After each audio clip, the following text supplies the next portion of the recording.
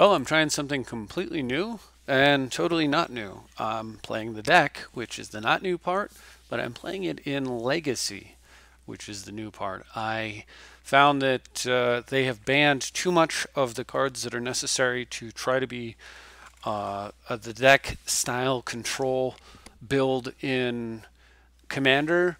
And when I heard that they were going to fix a ban list, I was very excited and I looked forward to it. And then it turns out that they banned only the cards that are really good for the deck. So they banned Humility, they banned Moat, they banned Mind Twist, they banned Winter Orb, they banned Strip Mine. Um, yeah, not super fun. And I've not really enjoyed Commander. So I decided to look for a format where I could play the way that I want to play and enjoy Magic the way that I like to enjoy Magic. This is pretty much the way that I enjoy playing this game is by playing 5-color control or something similar to that. It's where I derive the most. I think it's the most interesting high level Magic. There's a lot of decision making. It allows you to win or lose often by your own hand, basically, as opposed to just complete luck, although there's always luck in this game, but at least you feel like you're the one that's making decisions rather than just, oh, I had a bad matchup. You know, everything should be a good matchup if your control deck's built well, and everything should be a bad matchup too, because that's the problem with not focusing on beating just one specific style, is that you have a more generalized strength, but also generalized weaknesses as well. So let's take a look at what this deck's doing, and then we'll see, or what it's trying to do, and then we'll see. I'll run through a couple of games, and right now this is completely testing, right? So this is only the results of a couple of days of work. I don't have a lot of games for you, but I do have a few interesting ones that I can at least spin through that hopefully you'll enjoy. So basically, it looks like a little bit of a mess, and I suppose that it is. First of all, there's a couple of different things going on here. The mana base has to be solid, and we want to make sure that when building the control deck that it'll support 4 wastelands. This actually works out very well because this mana base, the way that it's set up right now, you can play your main colors, which is blue and white, and you can play all the cards in your main colors. So if you are under a Blood Moon, your 2 islands and your 2 plains will produce the colored mana that you need to play most of the cards in the deck. And of course, if you are under a Blood Moon, if it's a Magus of the Moon, Fire Ice will actually burn the Magus and get you out from under the Blood Moon effect. And so you can, as well as Jace being able to bounce it, so you can do all right under that condition. However, and of course Byforce is still playable, as well as Dak Faden, which is your win condition. So your 2 win conditions, I'm going to try to put my thoughts together here, are Dak Faden and Jace, or your opponent conceding. In very, very rare circumstances, I suppose your opponent could find a way to deal enough damage to themselves where you can Fire Ice them down, but let's assume that's not going to happen. In like 900 games, you might see that happen once or something, I don't know. So anyway, Dak Faden and Jace, they win because you run your opponent, Jace's ultimate runs your opponent out of cards, or you pin the board down so that your opponent can't do anything, and you just continuously plus Dak on them so that, for example, let's say they're a dredge deck and you have a moat out, then their entire deck becomes, do they have a way to disenchant the moat, which almost always is no in game 1, and can they kill you with literally 4 Narcomoebas as their only win condition. Of course, if you get Humility down as well, then they have no win condition at all. So against Dredge, Moat is how you just kind of end the game, at which point you can just Dak Faden your opponent over and over and over. Usually they'll have helped you out by dredging anyway, and they're going to lose pretty quickly at that point. But let's assume, even if they're not dredge, if you need to, say you're playing against another control deck and you have a very long, slow, grindy game, what you can do is Scroll Rack is also a win condition, because if it comes down to decking and you have a Scroll Rack, let's say they've dealt with Dak Faden and Jace, so you don't have a way to force them to draw cards. But what you can do is you can use Scroll Rack to put cards back into your library, and because Scroll Rack does an exchange of cards. It doesn't actually do a card draw. If there are less cards to exchange in your library than the ones going to your hand, it doesn't care. So let's say you have 0 cards in library and you have 7 cards in hand. You activate Scroll Rack for 1. You now have 6 cards in hand and 1 card in your library. So then on your next turn, you draw for the turn, and then you scroll rack for 1. And so you can just sit there with an empty library, scroll racking infinitely until your opponent runs out of cards. So that's a way you can win as well. Of course, scroll rack isn't in there for that necessarily, but it is a win condition in a control deck. For that reason, it's actually in there for counterbalance lockout, and simply because it's very important that you go get your silver bullets as quickly as you can, and it digs you pretty deep. Lindell's Vault also has that combo with counterbalance. It can be force of willed with, and it digs for silver bullets.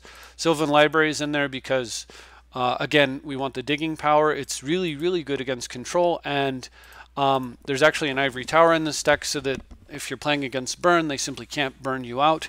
But since we are running Ivory Tower, for that reason, Ivory Tower and Sylvan Library acts as a draw effect, where you can basically lose 1 life to draw 2 cards every turn, and do very well that way.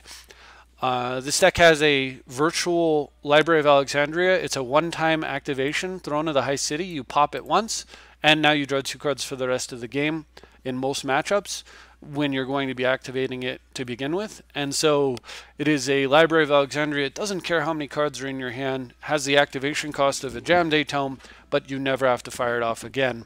It's kind of a totally insane card, and one of the best cards it controls had printed for it in a very, very long time, in the sense of it kind of acts as a replacement for a card that's normally irreplaceable. The Library of Alexandria in control matches is an irreplaceable effect, which is why it's relegated to type 1 only.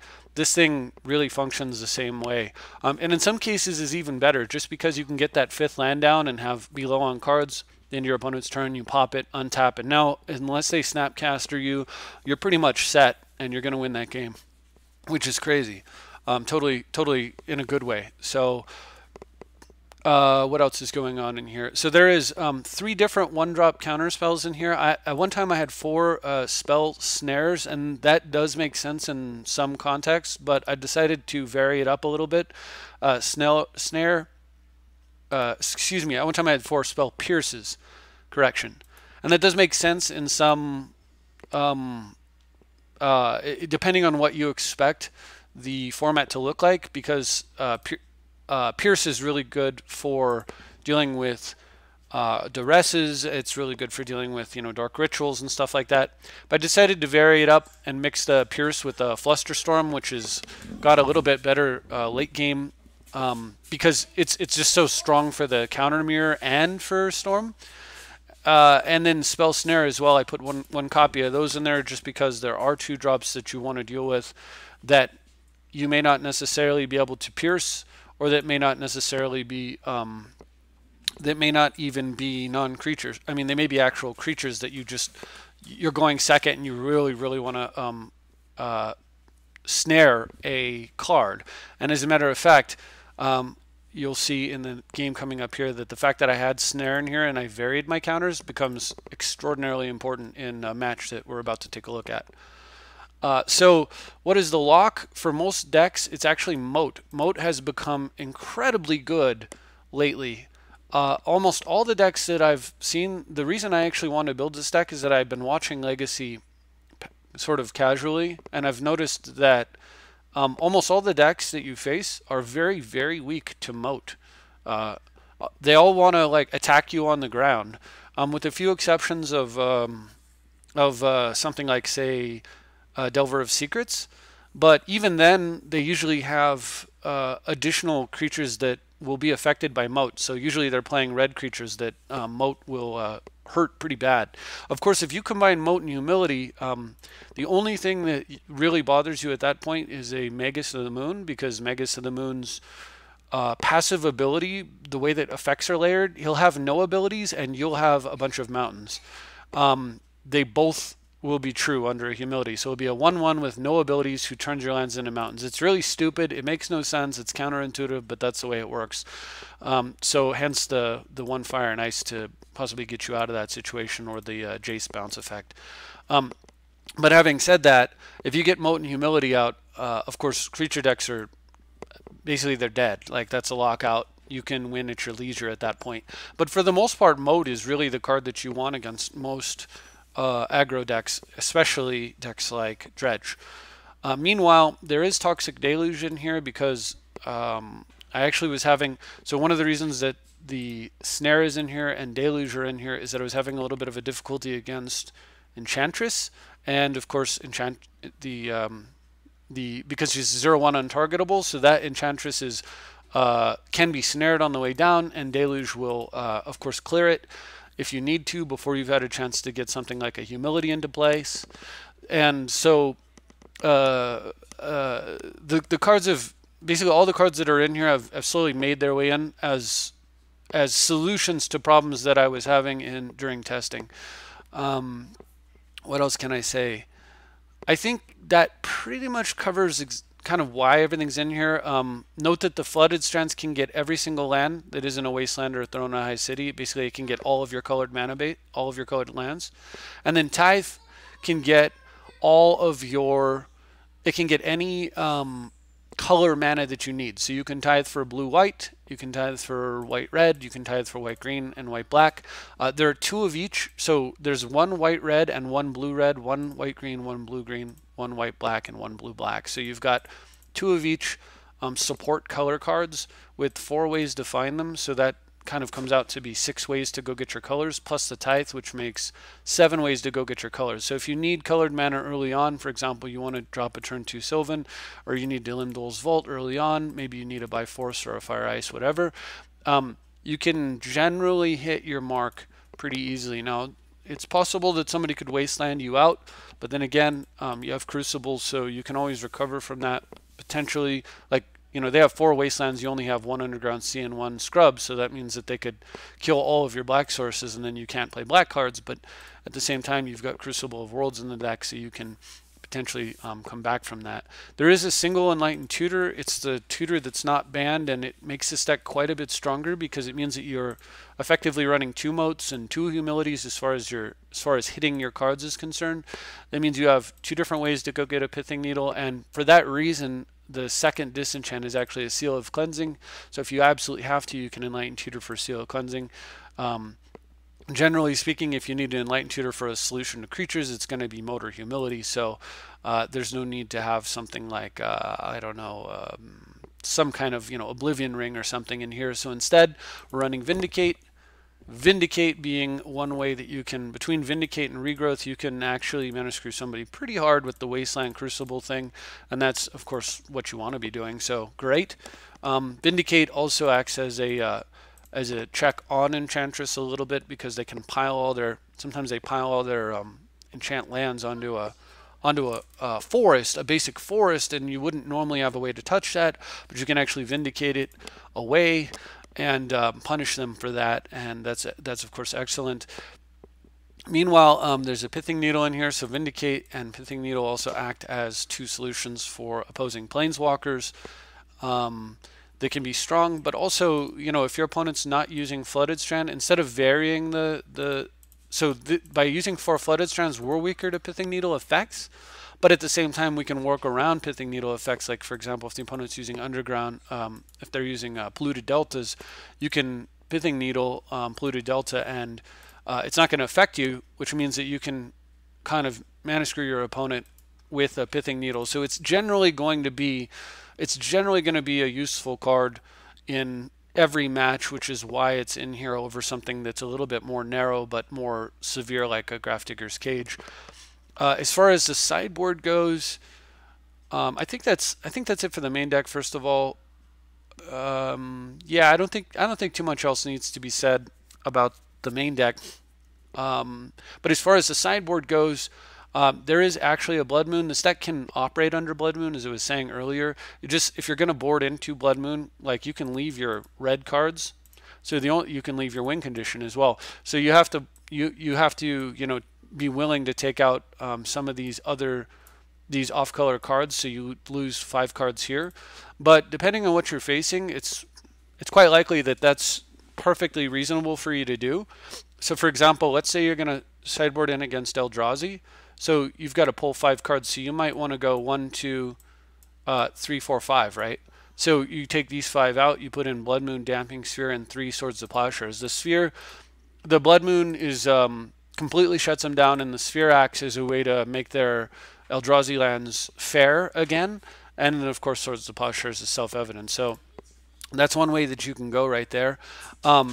The reason that you don't have, like, say, 2 Blood Moons, which would be more effective against them, is that the Damping Sphere also has splash damage against other decks, and you want to have like more of a general sideboard. The Singleton Compost, I don't know if you've even seen this card because it's kind of old school. Maybe the people that watch my channel have, but a lot of people haven't really seen this in use.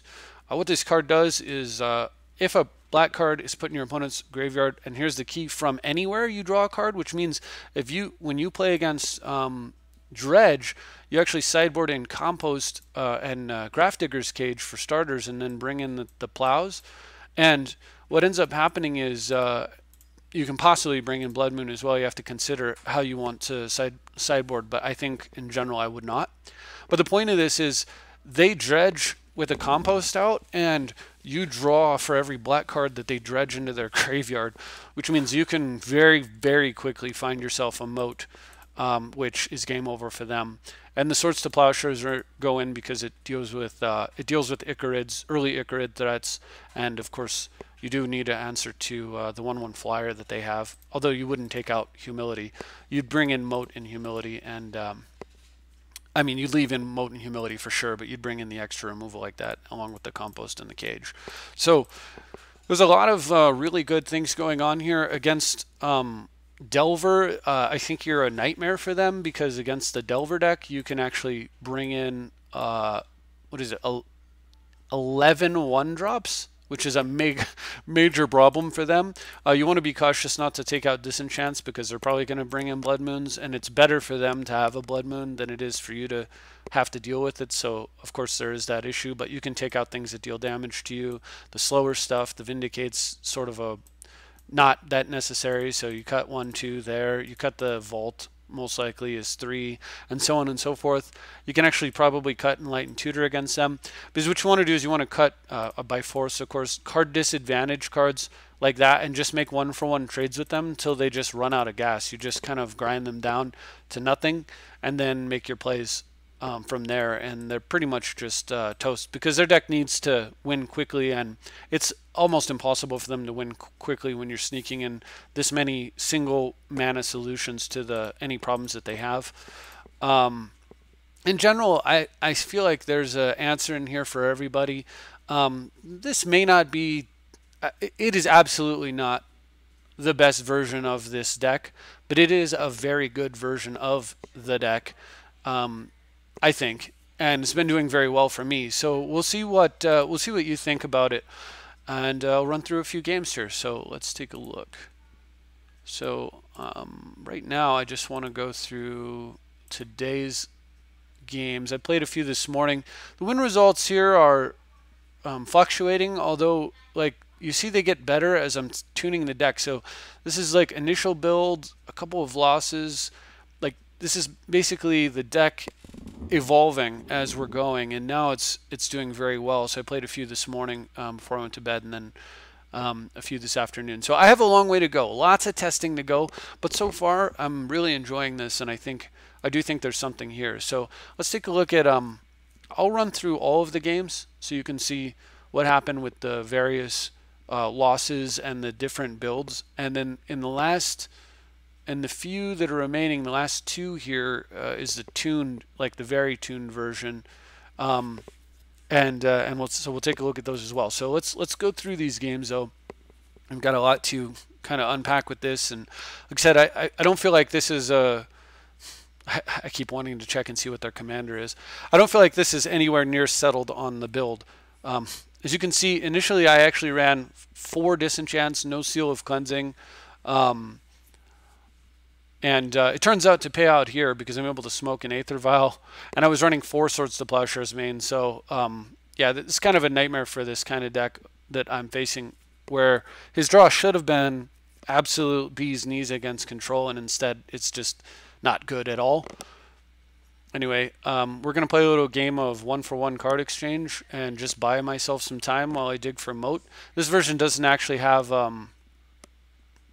Enlightened Tutor in it. Oh, there's a Humility, so we're almost there. Game's almost over. We'll just counter. No, lots of no. All right, I hit my land drop. This is really good right there, obviously. Vial. That's going to be some more nope. And I decide I've got Force of Will, so I'm not. If my opponent has Blood Moon, I can force it. I'm going to slam Humility here. Now my opponent's got a bunch of garbage 1/1s. They're going to have to deal with, and they're going to have to try to beat me with, and it's just never going to happen. So my opponent just scoops, which, yeah.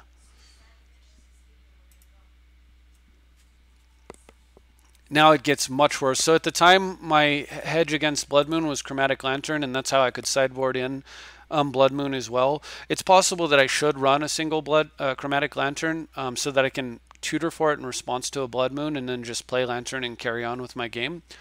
Because you still have a bunch of mountains, but you have a bunch of mountains to tap for any color. So it's a great solution. I'm not sure if that's right. So at this time, by the way, I was running 4 Pierces. I wasn't running the mix of Pierce, Snare, and Flusterstorm.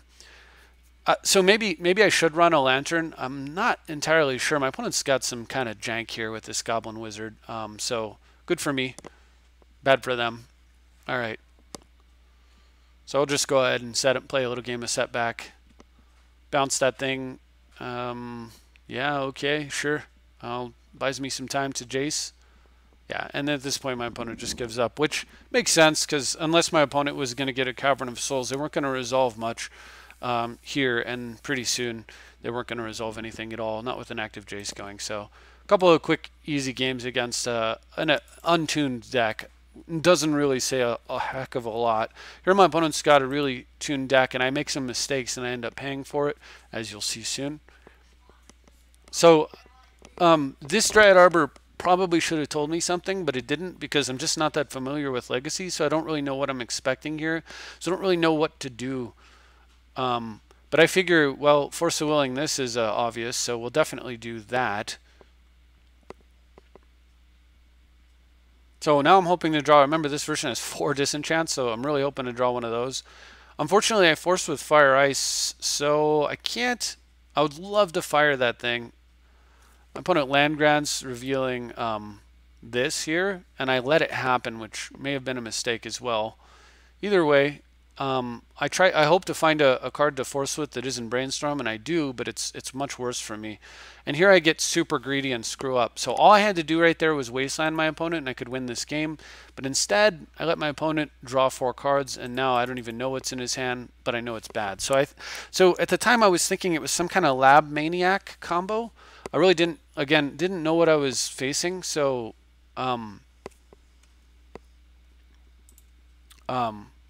yeah, my opponent's just going off. Basically, if you're wondering what's happening, he's using Cruel Bargain to draw 4 cards, as well as Infernal Contract to draw 4 cards. And so it's just a series of Dark Rituals and alternate mana sources. And as you can see, the goal is a Goblin Charbelcher. So it's a Belcher deck. So really, if I had kind of known what I was playing, I might have been able to play differently. But also, at the time, my build wasn't that good. So yeah, I had like some test cards in here like Raven's Crime and just some other nonsense. It doesn't make any sense at all. So I could have actually possibly Spell Pierce the Lotus Petal, but I figured I'd leave it alone just because, yeah, I might be able to pierce whatever he cast off of it. So here I'm going to go ahead and hard counter the Duress, because Pierce is almost as good as a counter against him, and if I can draw a blue source here, then I could play Counterbalance Pierce. Instead I draw the Lantern, which is just fine. So we'll get the Lantern down, hold the Pierce up, Dryad Arbor due for wasting, and yeah, now the Counterbalance comes down. This is game over.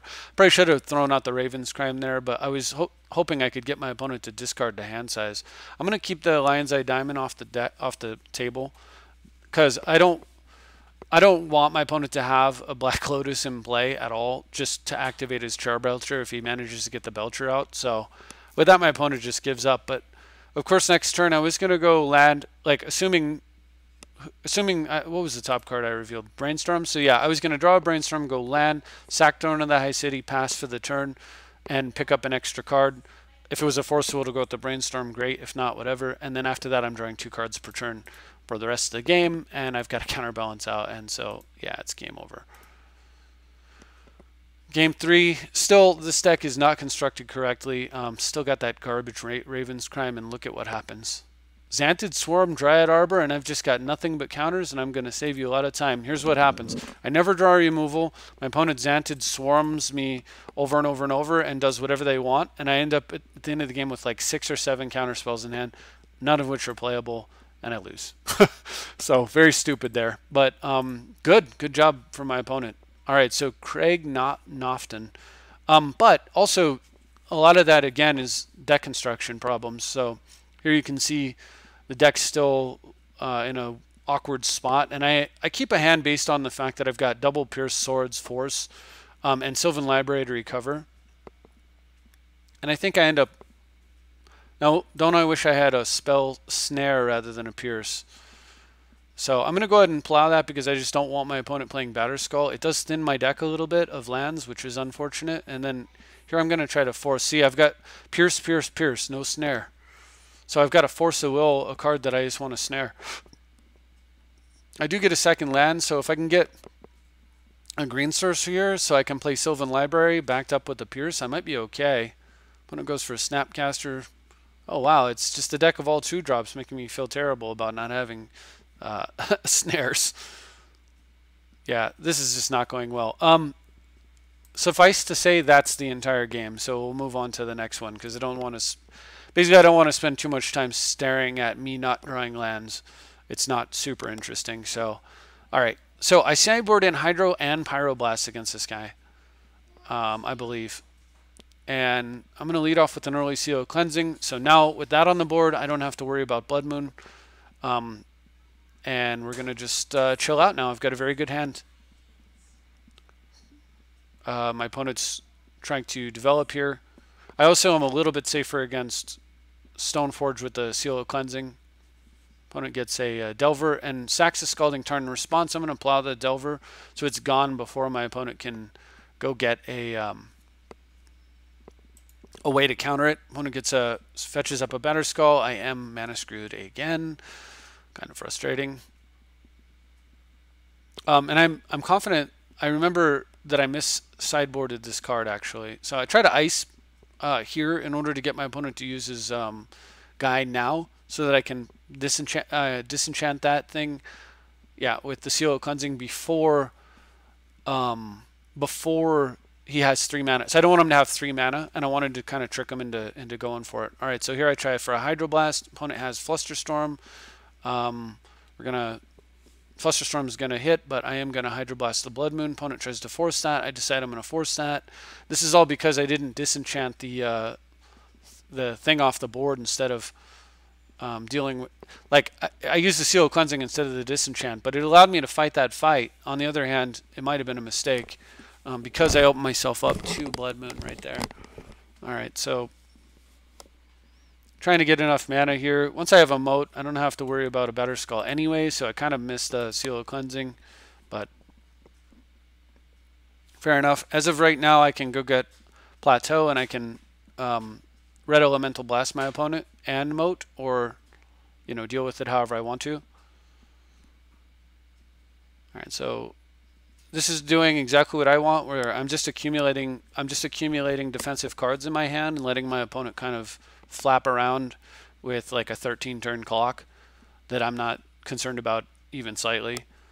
And we're just going to build up a hand of invincible counter magic so that when it's time to pull the trigger on my defense, well, sure wish this was a snare or Flusterstorm, I will be able to win the fights that I need to win and lock my opponent out of the game. The moat looks like it's going to do a very good job of that. So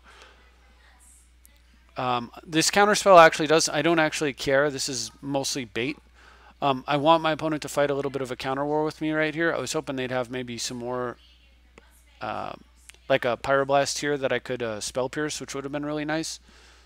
But at this point, either way, we're in pretty good shape because now I can Slam Moat. And that mostly slams the door on my opponent's ability to win this game. Because now I just get to sit here and attack their mana, build up a hand again of defense, and my opponent just gives up. It's certainly very unlikely that my opponent's going to win the game from this point. And considering that I'm going to be drawing more Hydro Blasts and more Red Elemental Blasts, meaning that I'm going to have more. That basically what's going to happen is that it's going to be impossible for my opponent to resolve much of anything. So I've noticed a lot of these legacy decks are not running 4 Wastelands like they should be. So, you know, the Singleton Volcanic Island is just not, it's not going to be able to deal with it to push his spells through to get around the Red Blast. And eventually I'll find more mana. So my opponent scoops. So one of the things that was, I think that was game 2. So one of the things I wanted to mention too is Red Blast. So I need to go ahead and switch those out into Pyroblast. I need to pick up one more Pyroblast before I can do it. I actually don't have enough. And the reason that I need Pyroblasts instead of Red Blast is because of Dack Fayden. So if you ultimate Dack Fayden, you can Hydro or Pyroblast a target that is not red or blue, and you will gain control of it because it will fail, because you've targeted it, which is what you need to do for Dack Fayden, and it will fail to destroy it because it's not the right color. All right, so I'm going to try a Pierce here so I can save Hydroblast for when I don't have the option to actually, because Pierce doesn't work all the time. So Pierce was definitely nice there, at least. All right, so as you can see, it's the same story, right? So we're just going to build up defenses, perfect the hand, right? We're crafting a hand. I want land, so I'm actually not going to shuffle here. And then play Throne of the High City and beat my opponent because I'm the control deck and I'm drawing 2 cards per turn. So I don't need an extra land there because Throne's the next land I want to play. I go get a second red source so I'm less vulnerable to Wasteland there. And at the end of my opponent's turn, we're going to sack Throne. I've got Red Blast, so if he flashes in a Snapcaster, I'm good. All right, drawing 2 cards per turn now. Good luck, opponent. Again, a solution there. Opponent tries for another Snapcaster. Nope, nope, nope. We don't want that. I'm going to leave Volcanic on top because it looks like I have Red Blast. Opponent has Gideon. How about nope? And that's it. My opponent's done. He's toast. He's out of gas, and he realizes he's not going to resolve anything, and the game's over. Of course, if that had been a snare, I would have snared the Snapcaster and then countered the Gideon instead of countering and then snaring, or countering and then piercing. So it would have been good either way. If that had been a Flusterstorm, on the other hand, it wouldn't have been good. So hard to say for sure what's best, but yeah, we're in good shape here.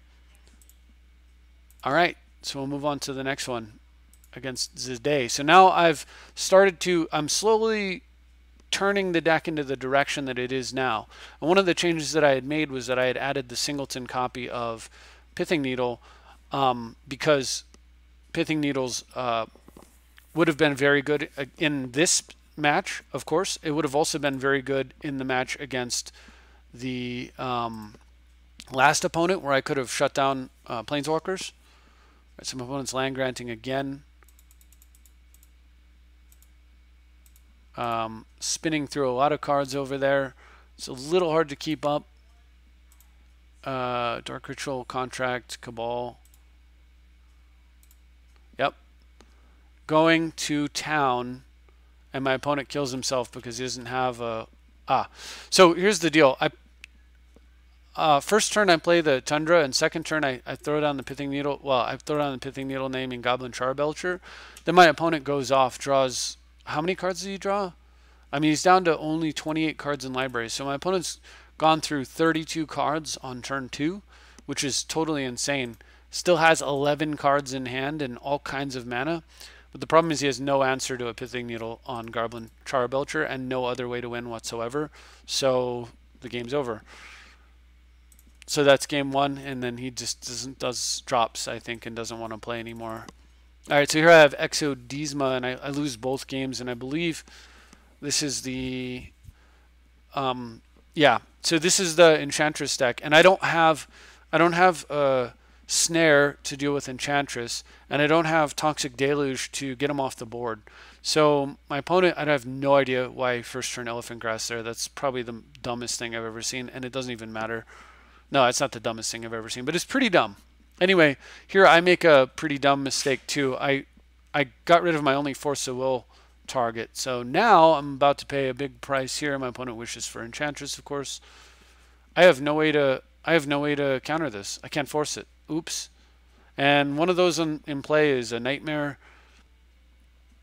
And I'm going to kind of skip ahead. So here's what's going to happen. Sorry to, well, I guess I'll just run it out. But what's going to happen is that every card my opponent plays, of course, is card advantage for that opponent.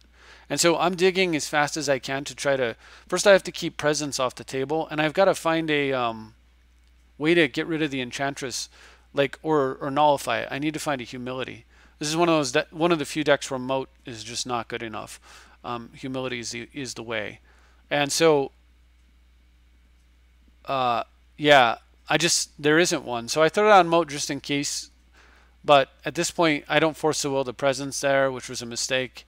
And now my opponent's drawing 2 cards per enchantment, and I get buried in card advantage. My opponent gets tons and tons and tons of mana, and then he Cunning Wishes, or he Living Wishes for the 15/15 Eldrazi that steals a turn and flies over a Moat, and I die. And in game 2, the exact same thing happens. I have no answer for that deck, so rebuild and continue, put answers into deck, and drive forward. So I get another match here. And it's a different opponent playing the same thing, except a different version of it. So I'm going to Force the Will, Rite of Flame, now that I know exactly what's going on in my opponent's hand. Wasteland them, pass.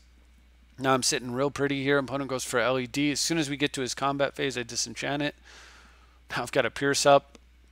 And very short order, boom, down comes the Jace with Force the Will backup.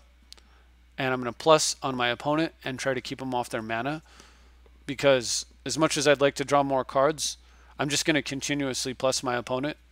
If my opponent can't get any mana, I don't see how my opponent can win. There's no way that they can actually play anything. All those pretty rituals in his hand, and my opponent realizing this concedes. Between Counterbalance and Jace, my opponent's never going to make a play. Of course, I'm going to counter it if he does, but yeah, he's never going to make a play. It's pretty much how that's going to go. And so that game is game 1. So game 2, on the other hand, ends like this. I keep a hand that seems perfectly reasonable, and my opponent goes off. Type 1 hand, basically. Rituals for days, and 10 goblins, and I'm dead. So, oops. Oh well. My opponent went first. Good job. We'll move to game 3. I didn't have a Force of Will there. Of course, a Force of Will would have broken the chain in the right place, and then I would have been fine. But I thought my hand was good enough to keep. It was, I mean, obviously, if my opponent doesn't kill me turn 1, it was an amazing hand. So, all right. So I'm going to tithe because there's no way that my opponent's going to ever have more lands than me in a land grant deck. All right. So at the end of my opponent's turn, we're going to pinch his mana a little bit harder. Keep the LED for now. Land grant, I'm just not going to let it happen. I can see my opponent's hand now, so I know how bad that's hurting them. Here I believe in there's Throne of the High City, so there's a win con for me, because now I can play Throne, and if my opponent doesn't start winning right away, they're doomed. All right, opponent starts to go off. I go ahead and interrupt that. I know that he's got another ritual. I'm walking him into the play that I want him to make, which is to invest a little bit further into his Dark Rituals so that I can go ahead and smoke multiple cards in one shot. So now my opponent's down to just a Red Blast and a Seething Song. I'm going to sack and immediately start drawing 2 cards per turn, hoping to find a Force to go with that Brainstorm. I don't, but instead I just find a lock. Spell Pierce and Hydroblast, like, good luck. No mana for you, sir. You get no mana. All right, replaying lands. Yeah. And you can see what I mean about Throne of the High City being... opponent hasn't figured out that he's not getting mana yet. You can see what I mean about Throne of the High City being a win con here. So I go ahead and play Moat, so I don't even have to worry about goblins if my opponent were to play goblins, because at this point I have enough blue cards to force will anything my opponent could possibly dream of doing. All right, there's a disenchant, so we're going to pump that LED at the end of my opponent's turn. Brainstorm just to dig a little. All right, let's start putting the screws on him with Jace and end this game. And yeah, there's just no beating this. Now I get to start gaining life too, so can't even, in short order, my opponent's not even going to be able to grape shot me. No mana for you. All right. Yeah, I had Skeletal Scrying in here at one point, which isn't bad, but yeah, didn't need to be in here, I don't think. Sylvan Library is Skeletal Scrying, basically. And now Counterbalance pretty much locks the game up. I revealed a disenchant to my opponent. I figured 2 drops was where I needed to be because of the Manamorphose and the other rituals that deck runs, and I can also switch the top of my deck as I need to instantly with the Brainstorm. In fact, I have 2 Brainstorms, and Brainstorm, once you have Counterbalance, Brainstorm is counterspell, draw a card for 1 blue, which is kind of crazy. So this game's super over. Yeah, in fact, I don't even know how is it possible for my opponent. I think that was game 3, right? Yeah, that's right, because in game 2 my opponent just had the nuts and killed me on turn 1, so whatever. I didn't have force. All right, so moving on. Suja time. Now these are the 2 that I played today with the version of the deck that's a lot closer to what I showed you in the beginning with a few less pierces. Fortunately, I did have a pierce here though, so we're going to shut down the looting. Of course, my opponent LEDs into an Ichorid draw. I wasteland my opponent because he's got no cards in hand, right? So, and I'm going to get a Sylvan Library out and try to dig for. I'm trying to find Moat as fast as I can. So I'm keeping my opponent's graveyard revealed. All right, and using shuffling effects to try to manipulate my deck and dig faster. Opponent gets a Faithless Looting here, which is really painful, and is able to flip a Narcomoeba into play, continue to apply pressure. I actually paid life with Sylvan, so I'm actually on a much shorter clock than what I'd like to be. I'm going to throw down Jace here and smoke that zombie immediately, realizing that my opponent can Ichorid the Jace down, but hoping that with me being at 8, my opponent goes face, and he chooses to do exactly that. So very nice for me, because now the Jace will deal with the zombie that's left over. And look at that, Toxic Deluge. Oh yeah. Deluge clears the board except for the zombie, but then Jace takes care of the zombie, which means now the only threat my opponent has is Ichorid and Plow. I've got time. Time is all I need, right? All right, so we're gonna Jace and dig as deep as we can, as fast as we can, and that means sacking Throne right now. Opponent has no play for a turn, which is amazing, so I'm gonna Brainstorm. Yeah, I had too many disenchants in the main. Obviously, this deck kind of revealed that to me, or this game, I should say. One of those disenchants is now a Regrowth, which I would much rather have, and the other one is Lim-Dûl's Vault, which I would absolutely be perfectly fine with here, simply because a Lim-Dûl's Vault would get me 10 cards deeper in my library to find a Moat, which is all I care about. If I find Moat, I win the game, right? So my opponent is able to, he's looting and he's milling and milling and milling. He's able to Cabal Therapy me. I pierce the therapy. I know he's going to name Force of Will. Of course he's going to name Force of Will, so we're going to try that again. Oops, I wanted to leave up Disenchant, but I realize I can't, so I leave up a Wasteland instead. All right, so I'm gaining a little bit of life, which can be helpful if I could get a little bit further. So I'm going to dig a little deeper into my library. At this point, I realize Moat is the only answer I have, so Scroll Rack for the win, please. Can I do it? 6 cards down. Moat. Victory. Victory is mine. And I have a Force of Will. Plus, remember, I was really low on life earlier, but now I can actually use a fetch land and Force of Will here if I need to. Yeah, my opponent's down to just Narcomoeba. With 8 cards left in his library, the Bridge from Below deck scoops, the Dredge deck scoops, which is awesome. So at this point, I'm super low on life, but I was down to 2, and a fetch land would have put me at 1, which means I couldn't Force of Will. But the Ivory Tower was pulling me back out of that, was going to shuffle away all the garbage on top and get a new look at the rest of my cards. So that was just an awesome game. So I don't actually in this game have any sideboard for Dredge other than Composts, and I bring in Hydroblast so that I can hopefully stop Faithless Lootings. But just like in the last game, my opponent's going first here, and the one where I lost to the other combo deck, and that means I'm going to struggle a little bit. I Pierce here, which I think was a mistake. I should have let them have it, let them name whatever the heck they wanted. And then tried to, because they would likely have named Force of Will, and then I would have been all right. And I could have pierced maybe this play right here, which would have been useful, perhaps. I don't know. Anyway, opponent's got Breakthrough, though, and is going absolutely ape over there with a billion cards coming. I mean, I can counter a Faithless Looting, which would have been like multiple Grave Trolls going off, but there really isn't a lot I can do here. All right, so my opponent strips out the one possible hope that I had, and I just scoop. So it happens. Again, I don't have any good sideboard against Dredge other than Compost, so I bring it in and Hydroblast because of the Faithless Lootings. So very nice opening hand, though. My opponent discards early, so I'm going to actually brainstorm and hope that this is going to be good enough to get me there. All right, so my opponent's going to Dredge, and he hits a Ichorid, but not too much else. So there's Pierce on Breakthrough. I'll Pierce when I can and Blast when I can't. All right, so for this turn, I'm going to actually play a counterbalance here. I opened the window up for my opponent to do something gnarly, and I was hoping he would go for that Ichorid, and I could plow it. But if my opponent doesn't have a play, I'm in such good shape. Now I can kill Colosseum. I'm going to go ahead and play Pithing Needle naming Ichorids so that I believe that will prevent my opponent from getting Ichorids into play. I'll Brainstorm in response. Counterbalance. Brainstorm is now counter target spell, draw a card for 1 blue, which it does.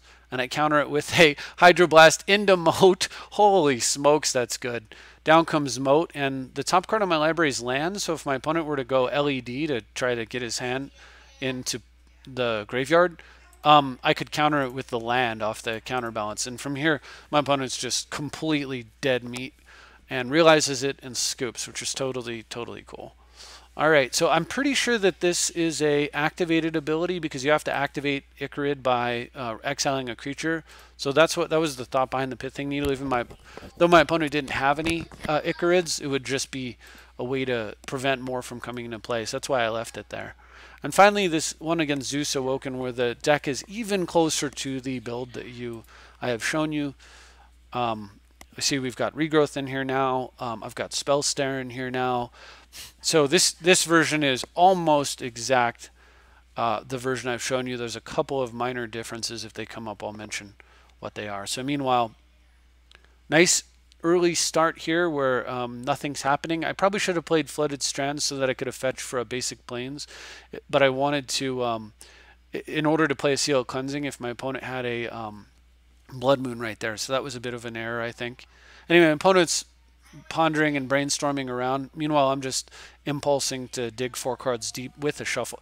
Impulse is like basically when you brainstorm and ponder, it does both at the same time for 1 card, as opposed to as opposed to switching cards in your hand out. So turns out my opponent's playing combo and goes to town with an Infernal Tutor. I am so glad that's not a spell Pierce. A Snare having come in is just beautiful right there. Of course, I could have counterspelled it as well, but what a wonderful thing there. Now, if my opponent hadn't done anything, I was hoping on the next turn I was going to waste them and most likely disenchant the LED with a Seal of Cleansing. Possibly, I don't know if most likely, but I would have considered it. The other option was play a land. I think the reason I wasn't wasting is because I was building up towards Throne of the High City. I thought my opponent might be on control, and that's just game over, right? So anyway, awesome though. Very fun game 1 where the new tech comes into play. So I bring in Grafdigger's Cage just to deal with the red card that allows you to play cards from the graveyard. I forgot what it is. Gives all your cards flashback. My opponent had to mulligan and pondered with a Volcanic Island, so I'm definitely going to waste that right away and try to slow him down. And here I was going to go Cage, except I drew that Snare, so I'm just going to sit on the Snare for now. When it goes Lotus Petal, Chrome Mox, imprints a Infernal Tutor, which means that they've got a second one in their hand, so now I know I have to just sit on the Snare, but instead of waiting. My opponent just goes for it, and Death by Spell Snare. Both games, as a matter of fact. So this card turns out to have been an extremely good addition to the deck and allows me to win in situations where I certainly may not have won without the card. In fact, I probably would not have won without the card. So very cool stuff. I mean, with a storm count that high, yeah, I was in big trouble. But yeah. And that's it. So those are the games that I wanted to run through, but you can see hopefully a little bit more about why the deck's built the way that it's built and what it's trying to do. And hopefully that was interesting for you and you enjoyed watching those games. I think just about every card in here came into play. I didn't draw a Flusterstorm in any of those games. I never Enlightened Tutored. By Force never came up. And I think that's it. Oh, maybe Dack Fayden never came up, or Vindicate. But almost every card in this deck actually came up in just that tiny series of games, which is pretty cool. I guess Lim-Dûl's Vault didn't, and a couple of sideboard cards never showed. But cool stuff. And yeah, hopefully you enjoyed it. Thank you very much for watching. I will try to play some more, and then if I get to a point where I feel good about my familiarity with the format and the deck construct composition and stuff, then what I'll do is I'll go ahead and jump into investing some tickets and trying to see, some play points and trying to see if I can actually do something. I mean, I am playtesting in the competitive, in the tournament practice room there. So I feel like this should be giving a good challenge, but I honestly don't know. I just, like I said, I really don't know the format, but I have been watching carefully to try to figure out what to expect. And all right, that's it for the first version of the deck in Legacy. Thank you again for watching. I'll see you next time.